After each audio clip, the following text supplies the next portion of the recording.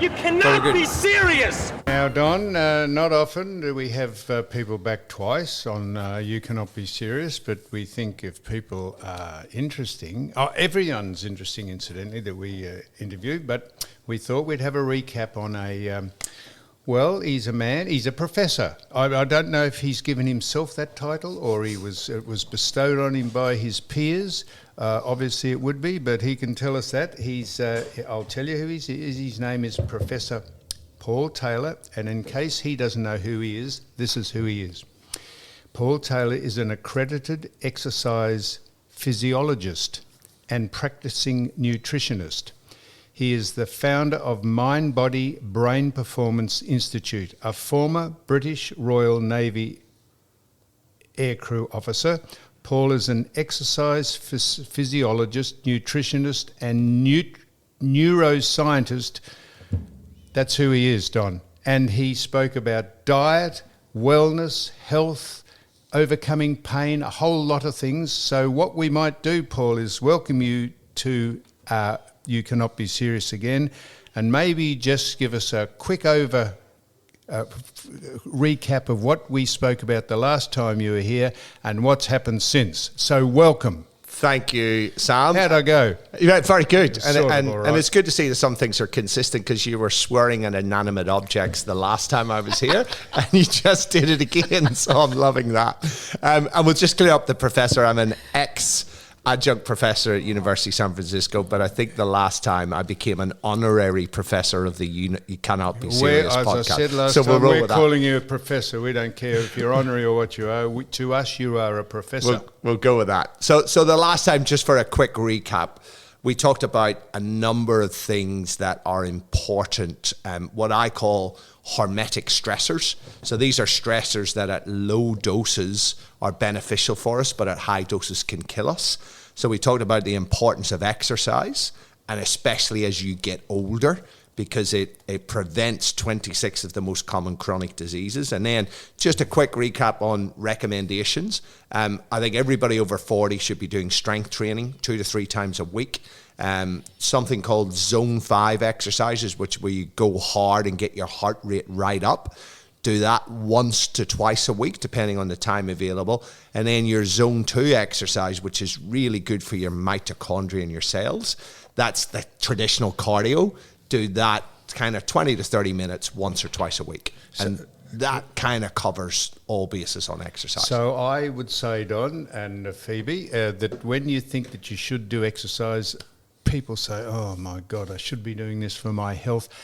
How much exercise should just the rank and file in the community, unless you're training to do something specific like Don and I, who are over 70, and people who are live a pretty sedentary life, just how hard and how much, I know you just said that then, but what do you mean by doing weight training and strength training to keep your bones and your muscles supple or at peak performance for your age? So the reason why it's important is that contracting muscle creates these chemicals called myokines that get all the way through your body and improve every single organ and organ system, how they operate, protect them against disease, and actually protect your brain against disease. And one of the biggest drivers of chronic disease is because by the age of 75, it is pretty typical that you've lost 50% of your muscle mass from the peak in your 20s. So that means if we think of these myokines are like the ingredients of the medicine, you start off in your 20s with the highest dose of this medicine, and then by the time you're 75, you're on a half dose. And that's why it becomes important, particularly to do strength training as you get older, because it's those explosive, fast twitch fibers that we lose the quickest. They're the ones that enable you to put your foot out and recover your balance when you trip, or to stick your hand out and stop you from falling over. And we know that if you're age 65 and you fall over and you break a hip, you got a 50% chance of being dead within the next 5 years. It is the 7th biggest killer. Really? 7th biggest killer of the 65-year-olds. And when you get to 75, it's the 5th biggest killer. So we need to preserve that muscle for that, and overall general health for our bodies and for our brains, because it's really important for your brain. Now, I'm playing devil's advocate. We die much later. In previous year, I believe people were fitter. They weren't overweight, going back 20, 40 years. Yes. Yet we are living longer, but we're overweight. So what's your answer to that? The reason we're living longer is because of medicine. That is the reason we're living longer. And when you look at the ages and the life expectancy, they average it out across the whole population. So one of the biggest increases in life expectancy is because of improvements in infant mortality. So that's going to bump up the average age, right? Infant mortality? Yeah, infant mortality. So if lots of infants are dying, I understand. If they're dying, that reduces the life expectancy of the average population. Right. So when you look back at history, we're not actually, the people who live longest are not living any longer. It's just that the average person is living longer, or the average age is increasing. And that's because of sanitation, improvements in infant mortality, drug treatments for disease that keeps people alive for another 20 years. You used to have a heart attack and that'd be it. You'd be gone pretty quickly. Now they put stents in and all of this. So we are living longer despite our habits, and it's all because of medicine and sanitation that's helping us to live longer. Now, just on this, Don, our children are now the first generation that are predicted to live less, or to live a shorter life than their parents. That's the first time in history that's happened. And that's why do you say that, and why is it? Why are they saying it? Why are you saying it? Why are they saying it? Well, the data says this, and it's because of lifestyle practices and increased levels of obesity, diabetes, and all of these other Now, conditions. your book, Death by Comfort, and since I've been on this Be Fit food, it's protein based, and I'm finding I'm not eating as much now. It takes me back to when I was a kid. I'm certainly eating a lot more than I did, and my predecessor, my mother and father did. Are we just indulging more, and we're not eating in the right way? Because people are overweight, and I went back in the 20s and 30s, and people weren't overweight back then. Yeah, absolutely. And you see photographs of people 50s, 60s, they're not overweight. These are modern diseases driven by modern day eating practices. And the big driver of it is what's called ultra processed foods. So these are foods that have large scale processing. Obvious things like sugary drinks, cakes, pastries, all of that. But things like breakfast cereals, supermarket breads, are actually quite damaging for us because of all of the additives that they have in it. And we eat far too much simple carbohydrates now and not enough protein. Okay, that's what I was just going to... So we're eating too much because this Be Fit food is protein, and I don't feel I need any more. That satisfies, for a small meal, that satisfies me till my next meal. Yeah. And so that's what I was going to ask. So we're eating too much carbohydrate. Too much carbohydrate. And if you look at changes in dietary patterns in the 1970s and 80s, when they brought in these bullshit recommendations to reduce fat, and it was based on dodgy research, but our carbohydrate content has gone through the roof. Now, So I happen to know Kate from Be Fit Food. She's great, yeah. And the thing is, as you get older, your protein requirements go up, because your ability to break down and synthesize amino acids that are in protein reduces as you get older. So we actually have an increased requirement for protein as we get older to preserve our muscle, yet older people tend to eat less protein. So with carbohydrate, does that make you eat more? Particularly ultra-processed foods. So there's a beautiful randomized clinical trial done where they took a bunch of people, they put them on two different diets. So Group A went on an ultra-processed food diet, Group B went on a good food diet, right? Same amount of calories, fat, protein, and they said, you just eat how much you need to feel reasonably sated. And the group who were on the ultra-processed foods had 500 calories a day extra.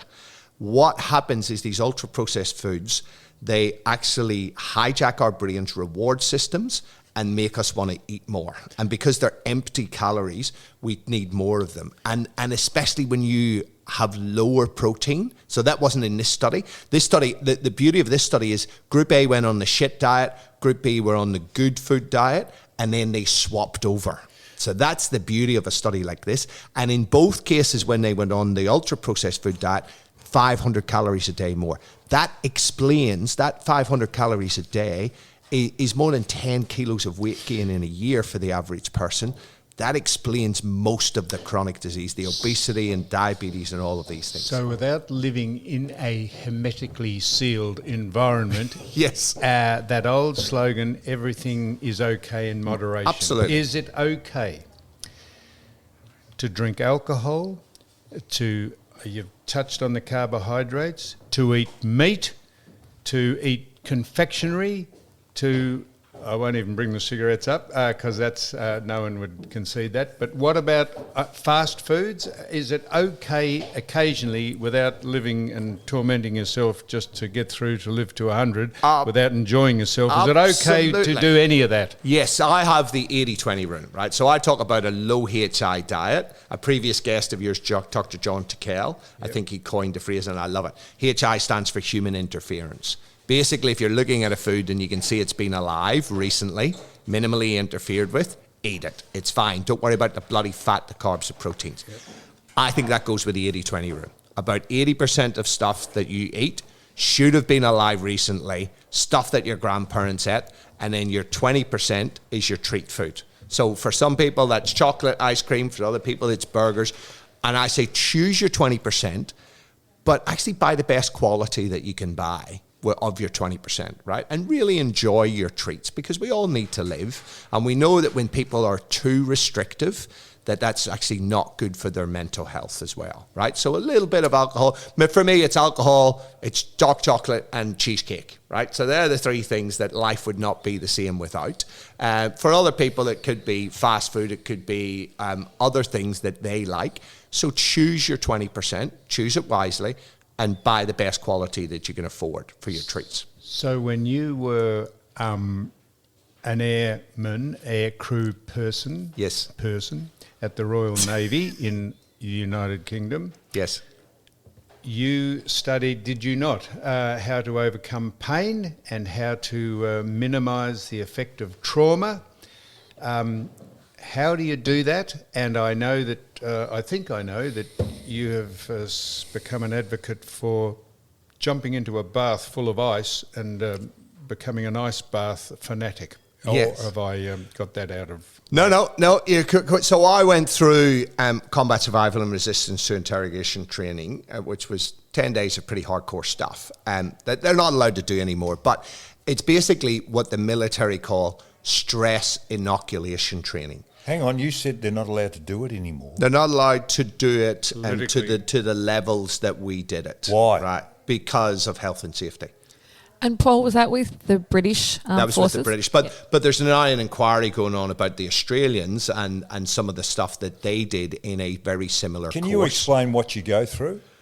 So we had 10 days. We got thrashed physically every single day. We had no sleeping bags. It was the middle of winter. We had a waterproof bivy bag, but we were freezing. Waterproof what? A bivy bag, like Gore-Tex bag, that just kept us dry, but no heat. So we were massively sleep deprived for 10 days. We got hunted by a hunter force for 5 days. The only food we got in 10 days was a chicken between 4 people, and it was alive when we got it. And then at all the end of it, when we thought it was all over, we got introduced to the shock of capture, which is getting a bit of a kicking, dragged off to a place and interrogated for 12 hours. But what, tortured? Well, Waterboarded? tortured is a heavy word.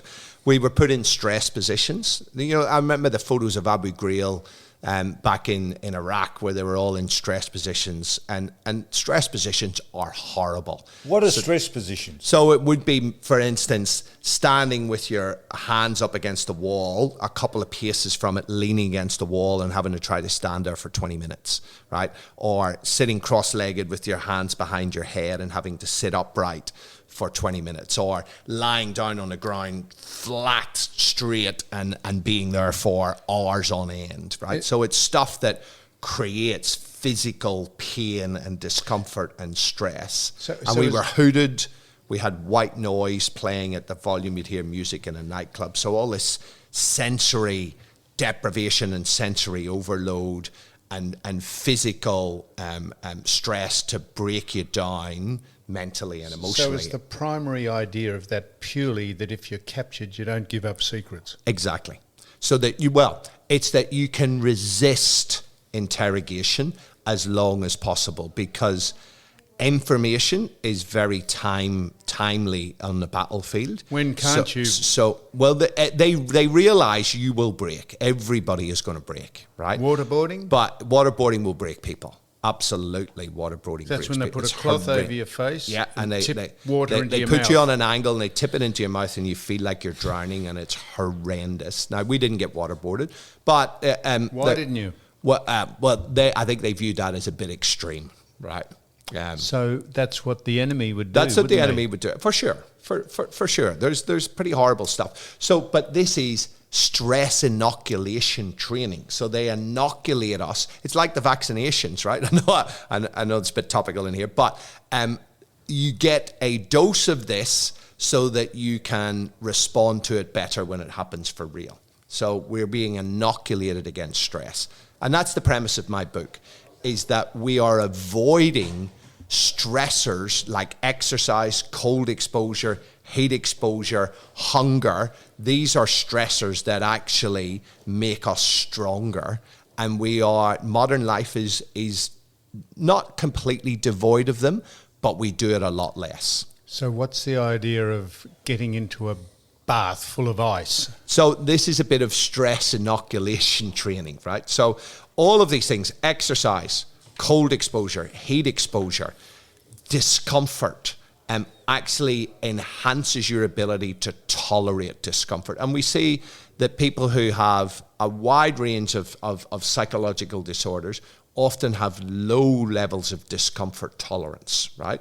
So the whole idea is that by deliberately exposing yourself to moderate amounts of stress, you train the stress response system. So you're an ex-elite athlete.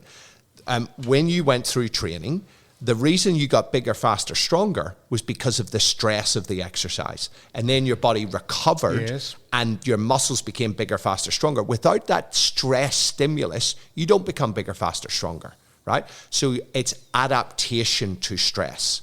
So what happens then is you're bigger, faster, stronger. But the research shows that you also enhance your ability to tolerate psychological stress if you undergo high intensity exercise, if you undergo cold exposure. So when you get in an ice bath, what happens is noradrenaline, which is the stress chemical, it's like the sister chemical of adrenaline in the body, it increases 300 to 500% within a minute, as does dopamine. Now, these are really important neurotransmitters in the brain for mood, for the ability to focus, and for the ability to tolerate stress. So by just getting into that cold, you are actually training your stress response system globally, right? And actually very recent research showed that cold exposure has really beneficial effects on the brain, on connectivity between the front of the brain, which is called the frontal lobes, yep, and at the top near the back called the parietal lobe. And it increases that just being in an ice bath or cold water. In fact, this was 20-degree water for, I think it was 5 or 10 minutes that they were in it. And it actually, they did MRIs pre and post, and it showed increased connectivity between these two parts of the brain. Now, in depression, you get reduced connectivity between these two parts of the brain. We are seeing now that cold exposure is very helpful for people with depression and with anxiety, and we're now starting to see some of the reasons why, because of these big increases in positive neurotransmitters and improved connectivity in parts of the brain that are normally dampened with mood disorders. Is this a fad at the moment? Because down my way, I live on the peninsula, a lot of people are swimming in the bay 365 days of the year. It seems to be a fad that's only just come in the last 12 months. Yeah, I don't think it's a fad. I was doing it in lockdown. And out there in the bay in winter, and the reason why, and in the UK this has gone off. What do you mean off? Over lockdown, it's gone crazy. I interviewed Professor Mike Tipton on my podcast, who's one of the world leaders in cold exposure, and he said there was a few hundred people who would do cold water swimming around the UK all year round, and in lockdown there were thousands of them, and they have actually surveyed the people, and a lot of them are saying they're having improvements in their depression or complete resolution of their depression, improvements in anxiety, they feel much better, and it's because when you expose yourself to cold, your body ramps up. It has a whole body-brain response to the cold that increases these chemicals around motivation and alertness, basically to say, get the hell out of the bloody water. But they have a residual spillover effect that lasts for hours. And that's why people, and I'm one of these people who do it, and doing regular cold showers, it improves your mood. Okay, but Paul, wouldn't it be through exercise? You're stimulating all these endorphins and whatever else, so Yes. you don't have to go swimming or get yourself in a bath, but if you did some type of physical activity, you get this high which helps you with your depression and whatever else. In other words, exercise is addictive. Yeah, and it's one of those positive addictions. And I always say to people with exercise, don't exercise because you don't want to get heart disease or stuff like that. Think about how it makes you feel.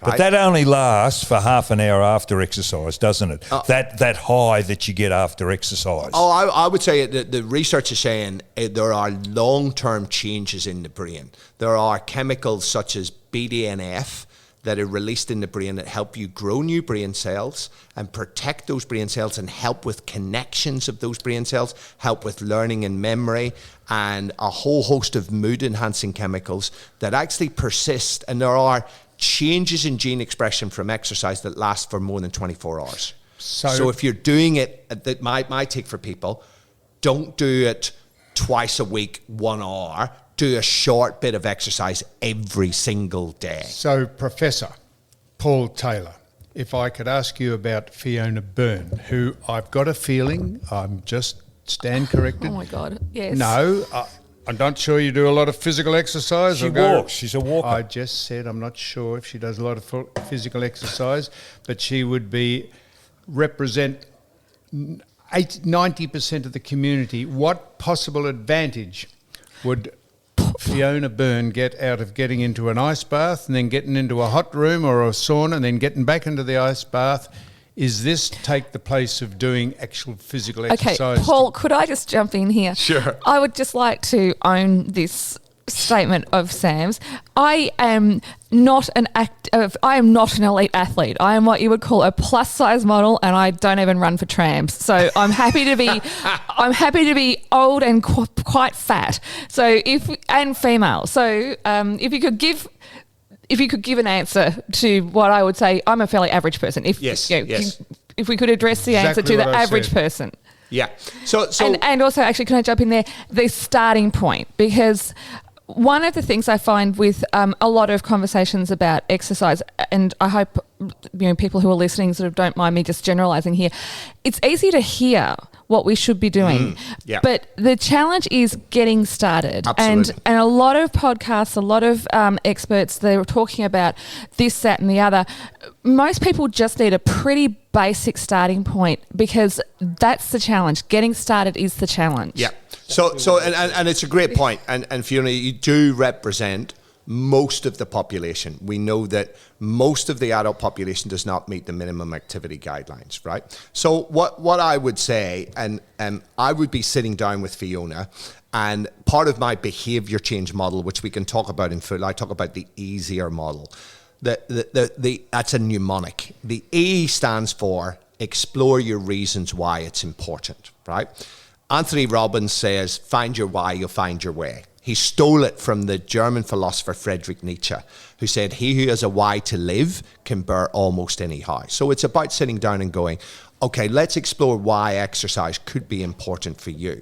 So it's really about, how do you want to live your last 10 years of your life, right? Also about your energy levels right now, vitality, right? And brain function. I'm sure cognitive function is really important for you. So I will be sitting down and explaining all the benefits of exercise for cognitive function, exploring your values, right? And what's important to you.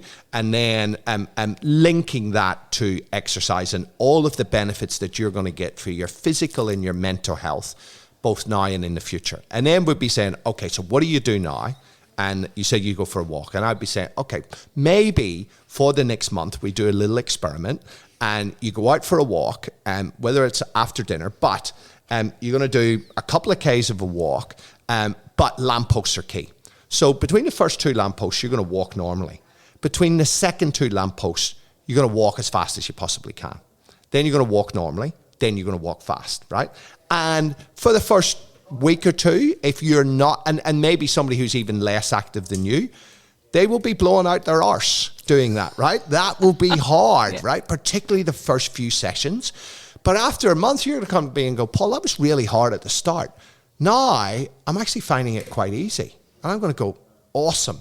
For the next month, we're going to do walk between the first 2 lampposts, and then you're going to do the Fiona shuffle, right? So you're going to break into a kind of a quasi jog for those next 2. And the same thing, the first couple is going to be hard, then it's going to get easier. And that fact that it's getting easier is going to build self-efficacy in your brain, the belief that what I'm doing is making a difference.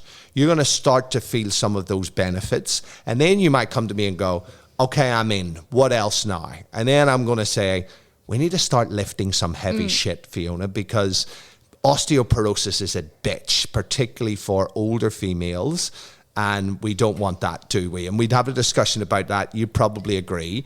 And then I'd bring you into the gym and teach you how to lift weights. And we'd start off light, but you would be getting stronger. And as you're getting stronger, you're going, this is friggin' awesome. And then after a while, chances are you're going to turn into a bloody warrior. So the keys are be realistic. It's a long journey. It's not a short. Yes. It's not you're not going to achieve your goals or solve your problems in 12 weeks. It is a long journey. It's Correct. about consistency and commitment by the sounds of it. That's right. A little bit, a lot. Thank you, Sam. You should trademark that, Sam. That's a good Also phrase. framing it that exercise is not about weight loss. Diet is how you lose weight. Exercise is not that effective for weight loss. Now, with diet, it can increase the effectiveness, but it's really about your ecosystem of cells in your body and your brain, right? And it is about building up, and it's meeting the individual where they're at. And I would be saying to you, the research shows that the people who have the lowest amount of cardiovascular fitness, if you can increase their fitness to below average, which we could easily do with you, say you were really unfit, right? I would imagine you're not low, but let's presume you were in the lowest category. To get you to below average, you would have a reduced risk of death in the next 15 years of 95% compared to people who remain at the lowest fitness category. Can I just say, I'm enjoying the fact that Sam is sitting here, clearly quite happy that he's saving my life. So thank you, Sam. Well, But Paul, there's nothing new in what you're saying. Now, you said about gradual increase, start walking. Cooper advocated this in his book called Aerobics. Now, when we first got introduced to sauna here in Australia, there were plunge pools. We get in the sauna and then jump into the plunge pool. I don't know what for, but it was a Scandinavian thing. Yeah. So there's nothing new in this, is there? Well, there have been isolated people doing that. So the Finns have done that for a long period of time. I think it's new for a lot of Australians. And the benefits of going from heat to cold, when you're hot, your whole cardiovascular system opens up. You get vasodilation, as it's called, right? Your arteries and veins, they open up. Yeah. And then when you jump into the cold, They constrict. vasoconstriction. Yeah. So it's actually exercising your cardiovascular system really well. Now, for any listeners, if you have not done this before, and particularly if you're Wouldn't older... that put more heart strain on your heart? Exactly. That's why I'm saying if you're a listener, you have not done this before, don't jump straight into, I'm going to do a sauna into an ice bath, right? So you should have people around you when you do it. Do the sauna sauna first, do a cold shower first, build up your tolerance, and then after a while, so I do that protocol in winter. I'm in the sauna, then I jump into a freezing cold swimming pool, and then back in, right? So after you've done it for a while, you adapt to that, and it's just that overload training that we're talking about, right? This is the equivalent of a marathon run or doing powerlifting. You wouldn't start there. You start with getting into the sauna for 10, 15 minutes, having a 30-second cold shower, and then you progressively overload, just like you do with exercise, right? So that's the thing. You need to progressively overload the system. I think what is quite new these days is the importance of strength training, and how your muscle strength right now is very predictive of longevity. Like extremely predictive of longevity.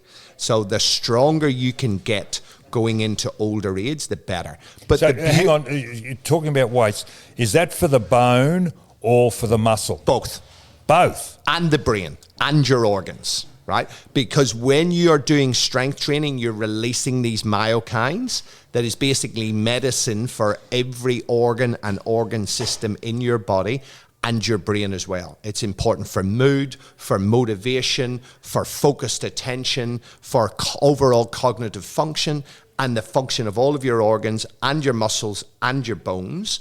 And so it is just the best medicine that you can possibly get. So I would say the thing that bedevils us all is sleep deprivation. And of course they say the best remedy for Freudian slip, insomnia, yes, is to get some sleep. So how do we improve our sleeping patterns so that we're not stressed and toss and turn when we go to bed? I reckon everyone suffers from that. Most of the people I speak to do anyhow. Yeah, so if I can take one step back and say why sleep's important, right? When you're asleep, your brain repairs itself and your body repairs itself. Your DNA repair enzymes switch on. So there's a clock in your brain called a suprachiasmatic nucleus that when you're asleep, that clock switches on a whole host of bodily and brain repair mechanisms. Now, most people are not aware of this. In the body gets rid of waste products, right? From just the cells, all your cells using oxygen creates waste products.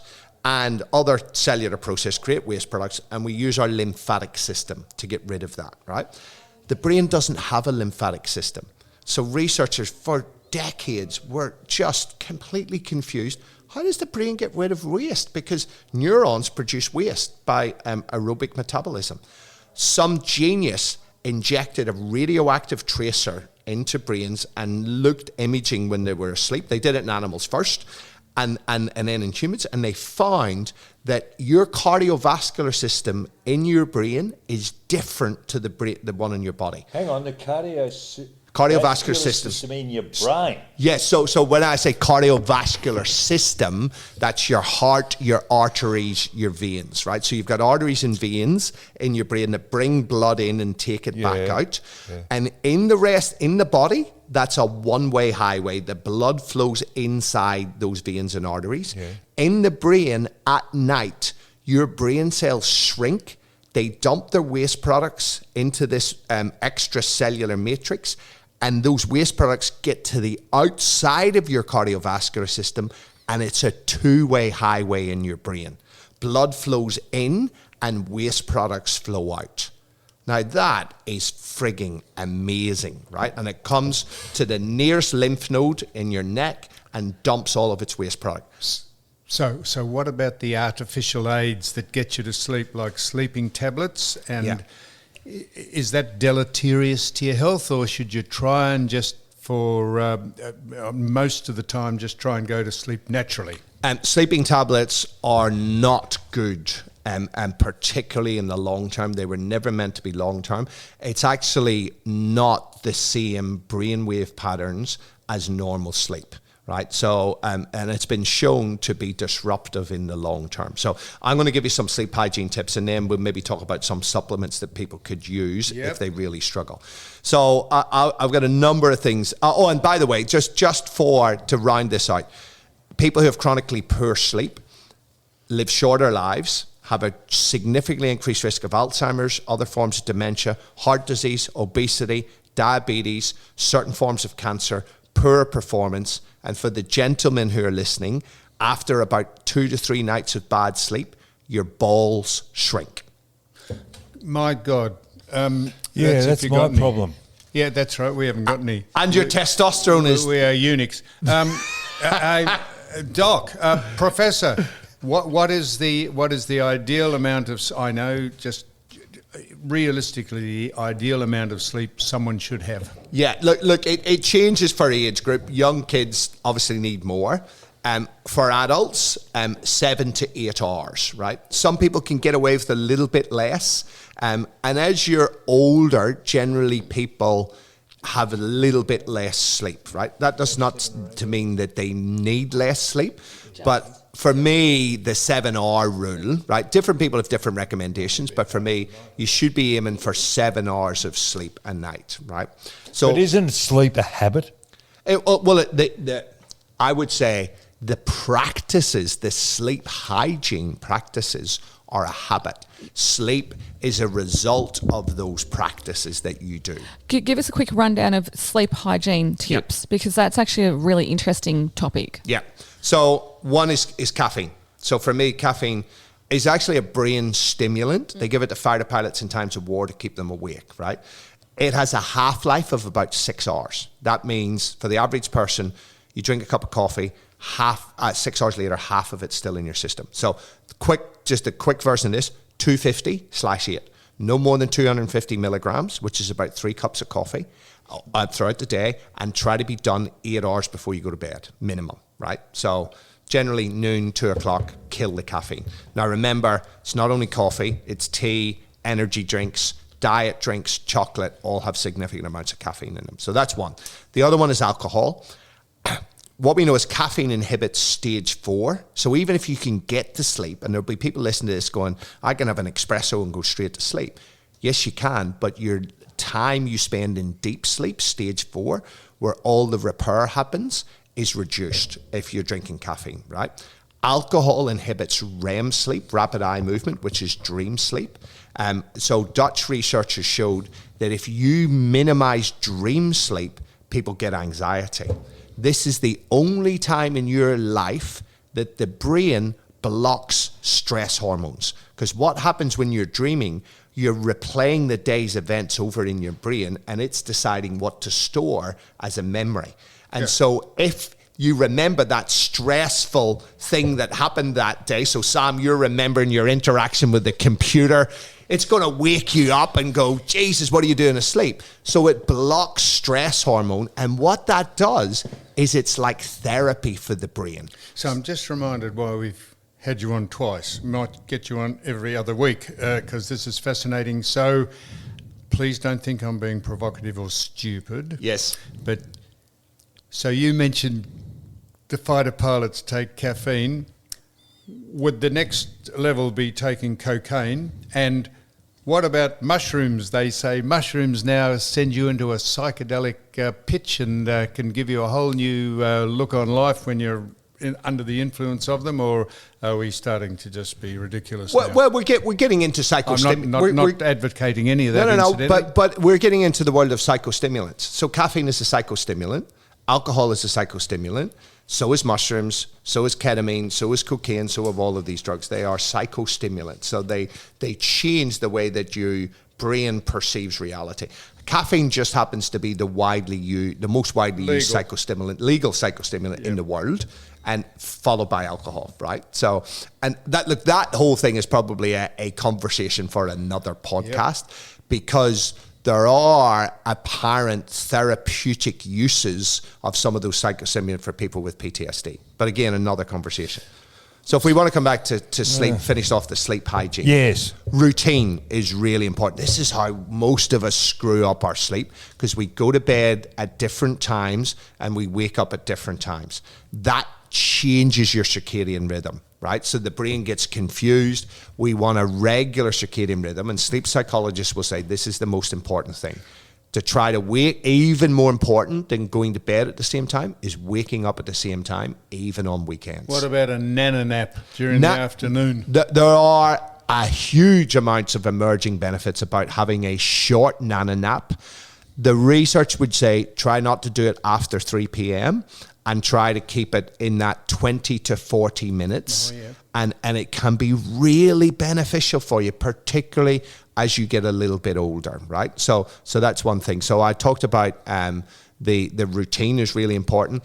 Then your brain needs to wind down. So a couple of things that are really important here is not having bright lights on at night, because they will inhibit the production of melatonin, the sleep hormone. Hang on, what, before you go to bed? Before you go to bed, yeah. So dim all of your lights, and ideally at least a half an hour without exposure to blue light. So we get blue light from televisions, from laptops, from mobile phones. Oh, so shit. try to have half an hour without that exposure, and this is where you do a wind down routine, right? You can do some breath work, which we can talk about breath work. You can do some, it doesn't matter, whatever's relaxing, knitting, drawing, writing, journaling, brilliant thing to do. And have that half an hour where you just don't have lots of inputs into the brain so that you can decompress, right? And then another thing that's really important, early morning sunlight. Early morning sunlight resets the circadian rhythm.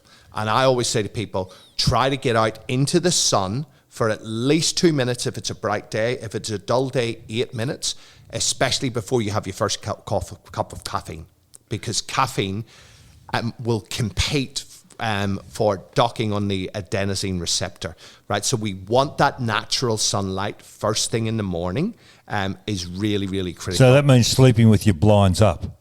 Or just get out of the house and go for a walk. First thing in the morning. Now, if you're outside, it's about 50 times more effective than if you're inside through a window, right? So we want to get out and it's those yellowy rays when the sun is rising and setting that resets our circadian rhythms, not the bright middle of the day. So early morning light is really, really key. And then another thing, your bedroom needs to be a sleep sanctuary. It's where you go to sleep. And if you're lucky, you get a bit of oofty magoofty every now and then, right? Oofty what? Oofty magoofty. Choking the chicken, Don. We did that in one of the segments. They said you should choke the chicken 21 times That's every day. a month. 5 days a week. It saves prostate, but we haven't got a prostate. We obviously haven't choked the chicken. You're talking about breaths, which reminds me of the Benny Hill pretending he's a doctor, had this young girl in the chair and he said, big breaths.